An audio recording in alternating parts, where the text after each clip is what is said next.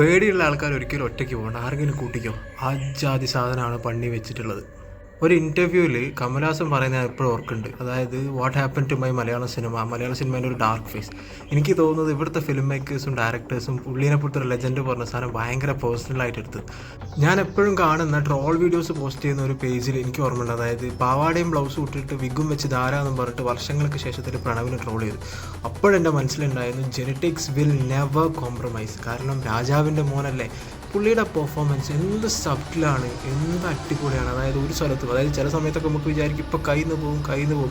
പുള്ളി എന്ത് അടിപൊളിയായിട്ടാണ് അതൊക്കെ ചെയ്ത് വെച്ചിട്ടുള്ളത്. പേരുകൾ ഓർത്തു വെക്കാൻ ഞാൻ ഭയങ്കര ബാഡാണ്. എന്നാലും ജിബിൻ ഗോപിനാഥ്, ജയാകുറുപ്പ്, അങ്ങനെ ഇവരൊക്കെ പെർഫോമൻസ് എക്സ്ട്രാ ഓർഡിനറി ആയിരുന്നു ഈ സിനിമയ്ക്കകത്ത്.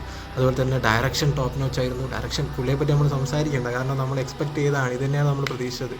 പിന്നെ ബാക്കിയെല്ലാം സ്ക്രീൻ പ്ലേ ആയിക്കോട്ടെ, VFX ആയിക്കോട്ടെ, സിനിമറ്റോഗ്രാഫി ആയിക്കോട്ടെ, അതായത് ഈ സിനിമ നമ്മൾ ടിപ്പിക്കൽ ക്ലീഷേ പൊളിച്ച് എഴുതിയിട്ട്, അതായത് കുറേ സൗണ്ടൊക്കെ ഉണ്ടാക്കിയിട്ട് മറ്റേ സാരി കൊടുത്ത് വരുന്ന ഒരു പ്രയം എന്നൊക്കെ പറഞ്ഞ് നമ്മൾ ടിപ്പിക്കൽ ക്ലീഷേ പൊളിച്ച് എഴുതിയിട്ടുള്ളൊരു സിനിമയാണ്. അതായത് നമ്മളങ്ങ് വേറെ ഒരു തരിപ്പ്.